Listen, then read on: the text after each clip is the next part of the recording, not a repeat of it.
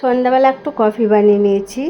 আর ওই যে কফি মগটা দিয়েছিল, যিনি গিফট করেছে, সেই কফি মগেই আজকে প্রথম কফি খাচ্ছি। আর জানো তো মাম্মামের না ঠান্ডা লেগেছে প্রচণ্ড। ও বলছে গলায় আমার কাটা কাটা বিচ্ছে, তার জন্য একটু দুধ হলুদ গরম করে গরম গরম দিচ্ছি।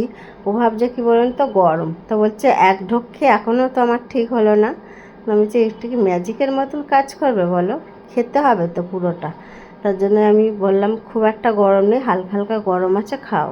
সেই জন্য চুমুরতে চুমুরতে খাচ্ছে। আমিও ওর সাথে যে বকর বকর করতে গিয়ে আমারও কফিটা একটু ঠান্ডাও হয়ে গেল।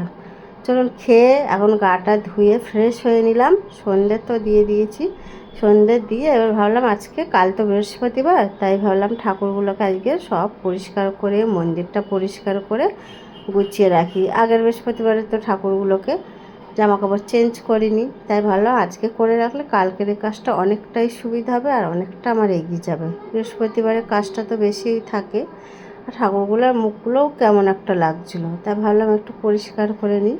সব ঠাকুরগুলোকে নামিয়ে পরিষ্কার করে চান টান এখন করিয়ে দিচ্ছি।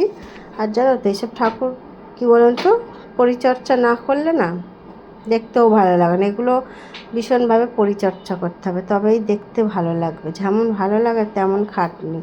মন্দিরটাও খুব ভালোভাবে ধুয়ে এখন একটা কাপড় পেতে ঠাকুরগুলোকে আর জামা কাপড় পরাচ্ছি না, মুছিয়ে মাছিয়ে রেখে দিচ্ছি। কালকে একেবারে বৃহস্পতিবারে বেশ ধুয়ে কেচে সুন্দর করে বাসনগুলোও মেজে নিচ্ছি, আর গোপালকেও আমি শয়ন দিয়ে দিলাম। এখন চলুন পর্দা দিয়ে সব কাজটা অনেকটা এগিয়ে গেল। ঠাকুরের বাসন কোসন ধুয়ে রেডি করে রেখে দিয়েছি কালকে।